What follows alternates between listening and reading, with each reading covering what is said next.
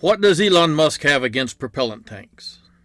We watch them get destroyed over and over and over again. Why does he keep going to the trouble of building them, just to blow them up? Right now there is a brand new one, serial number 7.2, that SpaceX is about to put through destructive testing. SpaceX has an excellent reason for doing this. Next to perfecting the rocket engine, propellant tanks are the most important structure in your spaceship. In this lesson, you will learn why and what happens when things go wrong, as we try to launch our next generation Starship from Earth.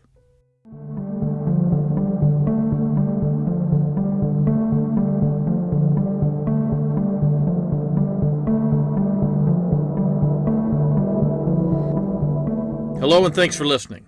Please don't forget to like and subscribe, and tuition is voluntary at patreon.com/Terran Space Academy. Help support us if you can. We would like to give a special thanks to Lieutenant-level contributors David Anderson and Paul Tomko, as well as Ensign-level contributors Eric Lamb, Wade Tyler, and Titan Rocket Tester. We appreciate your contributions, and we always welcome your feedback. It is our goal at the Terran Space Academy to prepare you for a bright future in the space industry. To accomplish this, we will work together to understand not just what SpaceX and other rocket companies are doing, but why. Many of you ask about launching our next generation Starship from the Earth. In this course, we are going to evaluate this possibility and, in the process, we will learn how to calculate weight on different planets or moons. We will apply these results to launching from Earth, analyzing the forces, gravitational or kinetic, that will be imparted on our ships, and the resultant axial, radial, and hoop stress in our propellant tanks, to see if our bigger Starship could survive a launch from Earth. We will look at some of the structural problems that occur when going from lunar gravity to the 6 times more powerful Earth gravity, and illustrate these points by examining the pressure in our propellant tanks on the Moon, since this is the greatest mass of our ship, and comparing that to the pressure in the same tank on Earth. Finally, we will analyze titanium alloy to see if it can survive the stress of launching from Earth. Again, these exercises are to make us familiar with the necessary concepts and give us an understanding of the equations that engineers at companies like SpaceX must use daily to build a real Starship. Long before we actually built our spaceship on the Moon, or anywhere else, all of these numbers would have to be calculated and double and triple checked by teams of engineers. Let's look at the current Starship design. Right now, SpaceX is using 4mm steel in its construction. Elon Musk is trying to get that down to 3mm, and in some places even 2mm. Going from 4mm to 3mm overall would save 25% of the whole mass. Let's look at the size of the current Starship. 50 meters tall with a diameter of 9 meters, seen here. The last about 5 meters tapers to a cone, so we'll have to allow for that, and we'll ignore the fore and aft wings for now. The circumference of a cylinder 9 meters in diameter is 28.3 meters. And we calculate the surface area of a cylinder by multiplying the circumference by the height.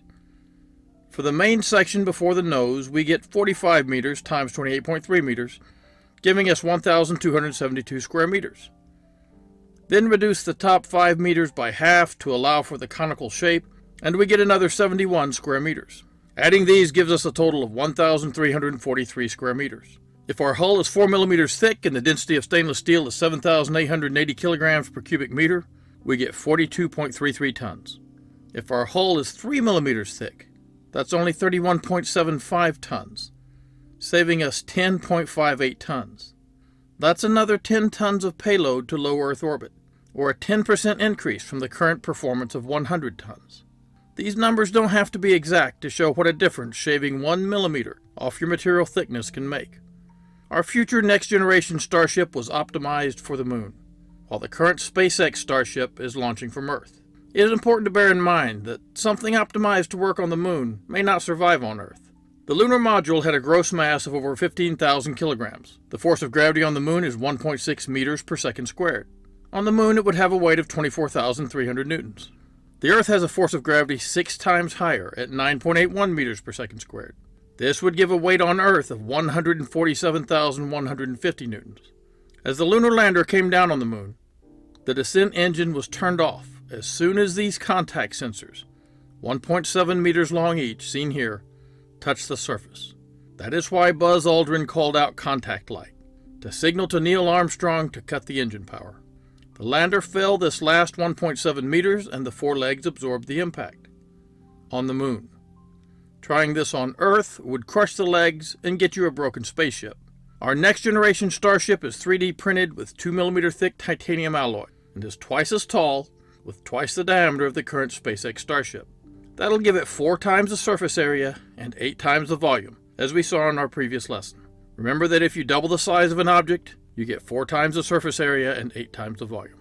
Now we are going to do a structural analysis of our next generation ship together, to see what effects these increases in surface area and volume will have on our design. Last lecture we showed how first generation Starships get to low Earth orbit. Now let's look at our next generation Starship and consider an Earth launch. We'll run some quick numbers and then get to the good stuff. The next generation titanium Starship has a total mass of 6 million kilograms and a propellant mass of 4,454,000 kilograms. It had a dry mass and payload capability of 1,546,000 kilograms combined, with only about 114 tons dry mass, leaving 1,432,000 kilograms for payload. The hull of our titanium Starship was only 2 millimeters thick, compared to the 4 millimeter thick stainless steel used by SpaceX now. Titanium is lighter than steel, with about 4,430 kilograms per cubic meter for titanium versus 7,880 kilograms per cubic meter for 301 steel. But remember, 2 millimeter thick titanium is not stronger than 2 millimeter thick steel. It's just a lot lighter, making it stronger for an equivalent mass. In fact, the ultimate tensile strength for the titanium alloy is up to 1,190 megapascals, while the ultimate tensile strength for the steel alloy goes up to 1,460 megapascals. We built our ship on the moon out of titanium because it is light, strong, and easily available on the moon. There is iron on the moon. In fact, under this area, there appears to be buried a massive iron impact meteorite. Once we start mining there, we may very well make our ships on the moon of steel. Let's try to run the numbers we have for our current titanium next generation Starship. The lunar Starship would lift from Earth with Hydrolox engines like the RS-68A, which can put out 2,950 kilonewtons with a specific impulse of 365 seconds at sea level, and 3,370 kilonewtons with a specific impulse of 410 seconds in vacuum. On the moon we were always in vacuum, and didn't have to worry about sea level atmospheric pressure. Let's assume this ship will need a booster on Earth and run our numbers as if this is a second stage in near vacuum. On the moon, we didn't need a booster. First, we need to calculate delta V. We know the equation by now. Delta V equals the ejection velocity of our engine times the natural log of the initial mass over the final mass. We know the initial mass, 6 million kilograms, and the final mass, 1,546,000 kilograms. But we need to calculate our ejection velocity. With a specific impulse in vacuum of 410 seconds, and we multiply that by the force of gravity on Earth, 9.81 meters per second squared, and we get 4,022 meters per second. Now remember, this is a second stage, so when it launches it will be almost into space. Now we can run our delta V. 6 million over 1,546,000 equals 3.88. The natural log of 3.88 is 1.36. Multiply that by the ejection velocity of 4,022 meters per second, and we get 5,470 meters per second, so 5.47 kilometers per second. We need 9.70 kilometers per second to get to low Earth orbit, so we will need a booster producing at least 4.23 kilometers per second. Now I know that we will need a lot more engines on Earth than we needed on the moon. About 23 in fact, to produce enough thrust.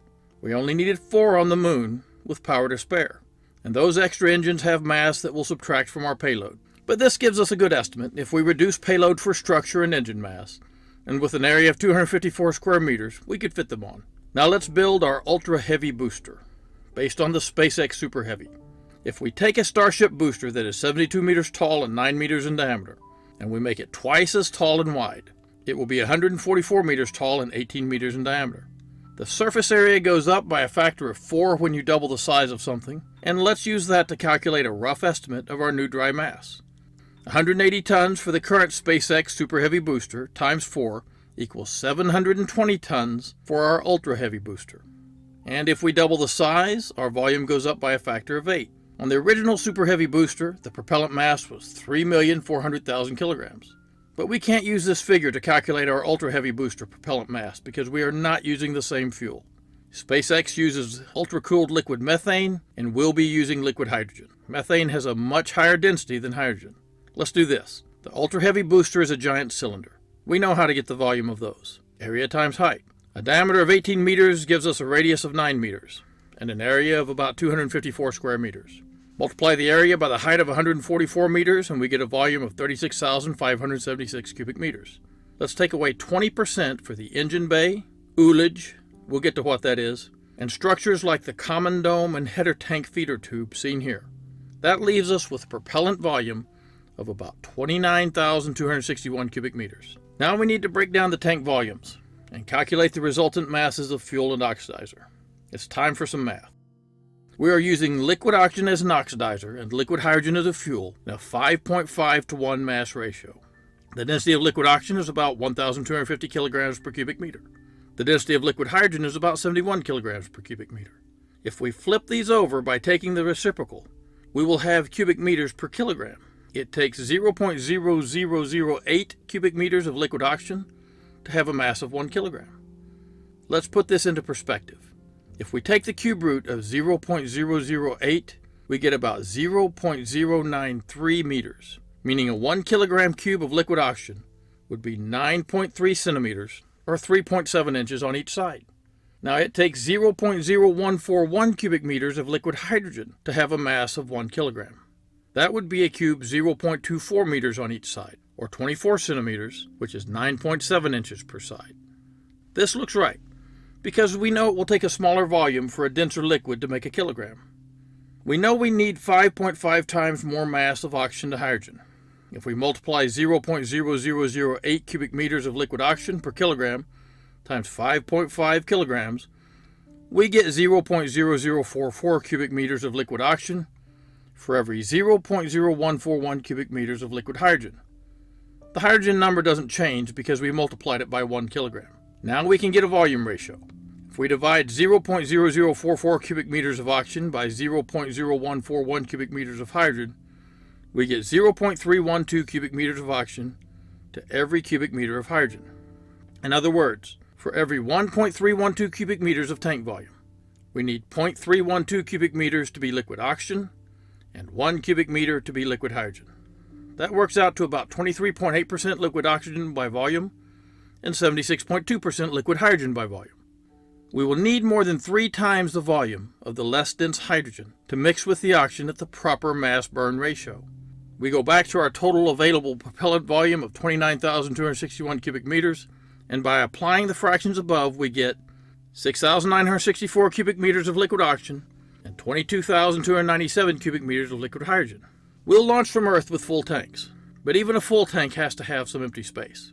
This is called ullage and is usually 3 to 10% the volume of the tanks. But we allowed for this when we took 20% from our total volume estimate. The ullage space allows for gas to release from the liquid, allowing boil-off and dissolved gas somewhere to go, and allows a space to pressurize the tank. If this gas pressure in the ullage does not stay high enough, it will create a vacuum-like negative pressure that can cause a tank to collapse inward, or that can fight the turbopumps and starve the engines of propellant, which is what caused Starship serial number 8 to land too hard. We multiply 1,250 cubic meters of liquid oxygen times 6,964 cubic meters of usable tank volume and get 8,705,000 kilograms of liquid oxygen. We multiply 71 kilograms per cubic meter of liquid hydrogen times 22,297 cubic meters of usable tank volume and get 1,583,087 kilograms of liquid oxygen. If we divide the liquid oxygen mass by the liquid hydrogen mass for a double check, we get a ratio of 5.5 to 1, which is correct. Now we have a booster with a dry mass of 720,000 kilograms, or 720 tons, and a total propellant mass of 10,288,087 kilograms, or 10,288.1 tons. Now let's calculate some delta V. We need ejection velocity, initial mass, and final mass. The initial mass will be the dry mass plus the propellant mass for a total of 11,008,087 kilograms, very close to 11,000 tons. To get the final mass, we just add the dry mass, 720,000 kilograms, plus some landing fuel. The weight of our landing booster will be 68,749,333 newtons. If we want to maintain a thrust-to-weight ratio of 1.7 on landing, we will need to burn 32.6 tons per second. If our landing burn lasts almost 8 seconds, we could go through over 261 tons of propellant. Let's adjust that up a little to 288,087 kilograms, giving us a final mass total of 1,008,087 kilograms. The ejection velocity of our engines at sea level is the specific impulse, 365 seconds, multiplied by 9.81 meters per second squared, the gravity on Earth, to get 3,581 meters per second. But we have to remember that our booster is not just lifting itself. It is also lifting our next generation Starship. We have to add the mass of the titanium Starship, 6 million kilograms, to the initial mass of 11,008,087 kilograms for a total of 17,008,087 kilograms initial mass, and to the original final mass of 1,008,087 kilograms, giving us 7,008,087 kilogram final mass. Now if we plug those values into our delta V equation, we get delta V equals 3,581 meters per second times the natural log of 17,008,087 kilograms over 7,008,087 kilograms for a ratio of 2.43. Take the natural log of 2.43 and we get 0.88. Multiplying that by our ejection velocity at sea level of 3,581 meters per second gives us a delta V of 3,180 meters per second, or 3.18 kilometers per second. We needed 4.23 kilometers per second, and we don't quite have it. Our next generation Starship does not get to orbit, even with an ultra-heavy booster getting it started. But there is another issue. We made our propellant tanks of 2mm titanium. As the size of our ship increased, we kept the same thickness of material. The mass and weight of our propellant is much higher now. Would our propellant tanks be able to survive the stress if we don't make them thicker? This is why I mentioned the tanks at the start. The greatest mass of any chemical rocket leaving the Earth will always be the propellant mass. Let's work on this issue together. In both the first generation Starship and our next generation Starship, the density of liquid oxygen is higher at 1,250 kilograms per cubic meter than either liquid hydrogen at 71 kilograms per cubic meter or supercooled liquid methane at 830 kilograms per cubic meter. Our oxygen tank therefore has a much higher mass at 8,705,000 kilograms. Just for perspective, and a volume of 6,964 divided by the area of 254 gives a height of about 27.4 meters for the oxygen tank. The hydrogen tank with a volume of 22,297 cubic meters would have a height of about 87.8 meters. If we add those two, we get 115.2 meters, which is about 80% of our original 144 meter tall ultra heavy booster. So we are on the right track. On the moon, we would be using a common grade 5 alloy of titanium called TiAl6V4. The classification grade 5 indicates an alloy suitable for aerospace applications. This alloy is almost 90% titanium, with 6% aluminum and 4% vanadium. These metals are all readily available in lunar regolith. There are also tiny amounts of other elements, like oxygen, iron, and nitrogen, but less than 0.5% total. This is a very strong metal. One way to test the strength of a metal is to try to pull it apart. When you try to stretch metal, it will resist. This is called the metal's tensile strength. At first it will stretch, but be able to go back to its original shape if released. This is the metal's elasticity. When it is stretched further and reaches a point where it starts to deform and cannot go back to its original shape, this is called the yield strength. When it finally fails and breaks, this is the limit of the metal's tensile strength. The TiAl6V4 titanium alloy has a yield strength of 880 megapascals, meaning that is where it permanently deforms, and an ultimate tensile strength of up to 950 megapascals, meaning that is where it fails and breaks. Now let's calculate some tank pressure. One of the main goals of this lesson was to introduce you to the different pressures that affect propellant tanks. This will explain why SpaceX is working so hard to perfect the tanks on the current Starship. Pressure equals force over area. Force equals mass times acceleration. The mass of our oxygen is 8,705,000 kilograms. We know the weight due to gravity on Earth would be 9.81 meters per second squared, or 1 g, times the mass. But our ship has to accelerate on launch. Let's go with a careful 1.3 thrust-to-weight ratio and give a little safety margin, bringing the total thrust-to-weight ratio to 1.5. That would be a force of 9.81 times 1.5 gives us a total acceleration of 12.75 meters per second squared. Multiply that by the liquid oxygen mass of 8,705,000 kilograms, and we get a force of 110,988,750 newtons. Divide that by the area of 254 square meters, and you get a pressure of 436,964 pascals. Now this is the important part. Grab a caffeinated beverage and a notepad. A propellant tank will feel three types of stress. Axial or longitudinal, which is up and down here and presses on the bottom of the tank. Radial, which comes out here from the center like this and presses against the sides. And hoop stress, which is the stress trying to pull your tank wall apart. The equations for these are dP over 4T minus P over 2 and dP over 2T respectively, where D is the tank diameter, P is the internal pressure in the tank, and T is the thickness of the tank wall. We know the diameter is 18 meters. We just calculated the pressure here. And T stands for our titanium ship, which is 2 millimeters or 0.002 meters thick. If we put these into our equations, we get 983 megapascals for the axial stress, negative 0.218 megapascals for the radial stress, and 1,966 megapascals for the hoop stress. We can quickly see why all the engineers really pay attention to is the hoop stress. For a cylinder, it is always twice the axial stress, and the radial stress is negligible. Now the hoop stress is trying to stretch the walls of our tank in these directions. Guess what? With a maximum tensile strength of 950 megapascals and a hoop stress of 1,966 megapascals, we just broke our Starship. This is what will happen. Now be aware that the outside pressure of the atmosphere at sea level reduces the pressure felt by the walls of your tank. As you lift out of the atmosphere, the stress increases as the atmospheric pressure drops. You can account for this by subtracting the outside pressure at sea level, 101,325 pascals, from the inner pressure calculated for your tank. Just don't forget to add it back when you get into space. This is important to do for tanks that never leave Earth. But since we want all of our spaceships to go into space, we ignore this effect. The weight of the oxygen in our booster tank, just sitting on the ground at sea level, even adjusting for atmospheric pressure, would still generate a hoop stress of 1,510 megapascals. This tank will rupture when we try to fill it up, and in space the hoop stress would go up to 1,966 megapascals. But what about the moon? With an acceleration of only 1.62 meters per second squared, we get a weight of only 14,102,100 newtons, a pressure of 55,520 pascals, and a hoop stress of only 250 megapascals. No problem.